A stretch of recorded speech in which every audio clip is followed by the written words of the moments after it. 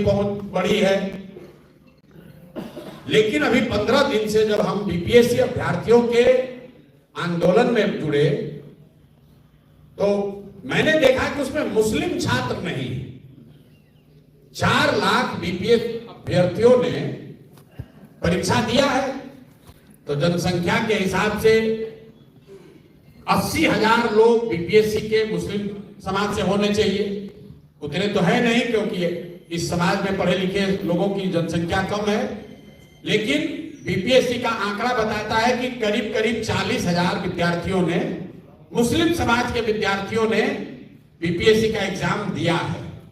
लेकिन आंदोलन में अगर आप देखेंगे तो उसमें इक्का दुक्का ही कोई मुस्लिम लड़कों का नाम दिखेगा। जब मैं गर्दनी बाग गया, वहां पर भी कोई मुस्लिम साथी नहीं मिला। जब मैं गांधी मैदान में बैठा, वहां पर भी कोई मुस्लिम साथी इतना नहीं दिखा।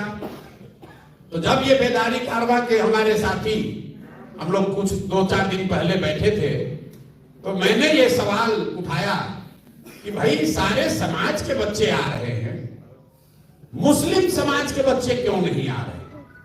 अन्याय तो उनके साथ भी हुआ है। तो उसी चर्चा में जो नई बात सीखने को, जानने को मिली कि सर, अन्याय तो मुस्लिम समाज के साथ भी हुआ है, लेकिन मुसलमानों में इतना डर है कि जो अभ्यर्थी है वो समझता है कि मैं जाऊंगा आंदोलन में तो कोई पकड़ा जाए या ना पकड़ा जाए, हमको पकड़ के अंदर कर दिया जाए। और उस पर करीब उस दिन 1-1.5 घंटे चर्चा हुई है, क्योंकि हम दिल्ली से आकर राजनीति नहीं कर रहे हैं।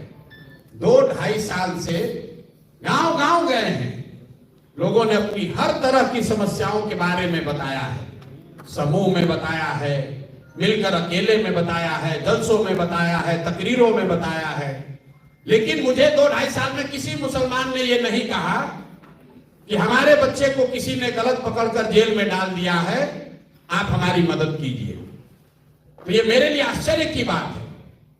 लेकिन आंकड़े बता रहे हैं, और 4-5 दिन पहले जब ये बात हुई है तो हम लोग उसको देख रहे हैं कि सैकड़ों नहीं, हजारों की संख्या में मुस्लिम परिवार के बच्चों को पुलिस सही या गलत पकड़ के जबरदस्ती किसी बिहार में जेल में रखी हुई है। और उनके परिवार वाले इतने डरे हुए हैं कि वो अपने बच्चों के लिए मदद मांगने भी नहीं आना चाहते।